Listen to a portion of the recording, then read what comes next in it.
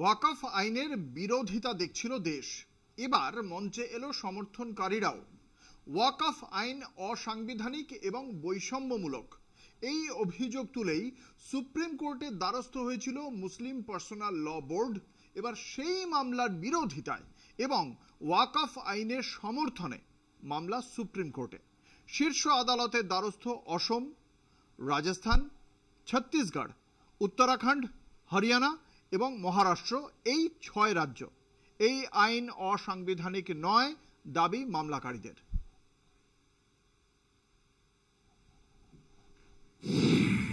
ওয়াকফ সংশোধনী আইনের বিরোধিতা, দেশ জুড়ে ক্ষোভ, বিক্ষোভ, প্রতিবাদ। ওয়াকফ আইনের বিরোধিতায় সুপ্রিম কোর্টে মামলার পাহাড়। বিতর্কিত এই আইনের বিরুদ্ধে আবেদন জানিয়েছে ডিএমকে, সমাজবাদী পার্টি, আরজেডির মতো রাজনৈতিক দলগুলিও। তৃণমূল কংগ্রেসের মহুয়া মৈত্র ওয়াকফ সংশোধনী আইনকে সংবিধান বিরোধী বলে দেগে আদালতের দ্বারস্থ হয়েছেন।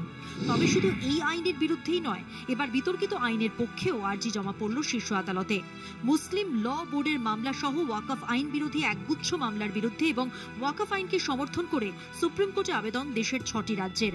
সর্বভারতীয় মুসলিম পার্সোনাল ল বোর্ড ও অন্যান্যদের মামলায় যুক্ত হতে চেয়ে শীর্ষ আদালতে আবেদন অসম, রাজস্থান, ছত্তিশগড়, উত্তরাখণ্ড, হরিয়ানা এবং মহারাষ্ট্রের। আবেদনকারীদের দাবি,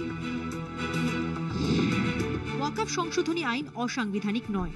ওই আইনের গঠনগত উপযুক্ত সংস্কার হয়েছে, বিধি ব্যবস্থায় স্বচ্ছতা এসেছে এবং পদ্ধতিগত ক্ষেত্রে নিরাপদ সুরক্ষা বলয় তৈরি হয়েছে। দ্বিতীয়ত, আইনসভাগুলিতে বিস্তারিত আলোচনা সাপেক্ষে সংসদীয় কমিটিতে আলাপ আলোচনার পর মন্ত্রী পর্যায়ের পর্যালোচনা এবং সম্পর্কিত প্রাতিষ্ঠানিক পরামর্শের প্রেক্ষিতেই ওই আইন সংশোধিত হয়েছে। তৃতীয়ত, উপযুক্ত সংশোধনের ফলে যে কোনো সম্পত্তির রাতারাতি ওয়াকফে পরিণত হওয়া নিয়ে বিতর্কের সম্ভাবনা থাকবে না, কারণ এখন থেকে কোনো সম্পত্তি ওয়াকফ হওয়ার আগে সরকারি নোটিশ জারি হওয়া বাধ্যতামূলক। संसद का कानून है, सबको स्वीकार करना पड़ेगा। গত 7 এপ্রিল ওয়াকফ সংশোধনী আইনকে চ্যালেঞ্জ জানিয়ে সুপ্রিম কোর্টের দ্বারস্থ হয় অল ইন্ডিয়া মুসলিম পার্সোনাল ল বোর্ড বা AIMPLB।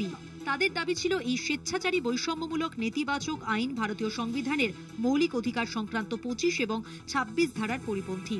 সেই মামলার বিরোধিতাতেই এবার সুপ্রিম কোর্টে 6 রাজ্য। 16 এপ্রিল ভারতের প্রধান বিচারপতি সঞ্জীব খান্না, বিচারপতি PV সঞ্জয় কুমার এবং বিচারপতি KV বিশ্বনাথনের বেঞ্চে এই মামলার শুনানির সম্ভাবনা। কলকাতা টিভি।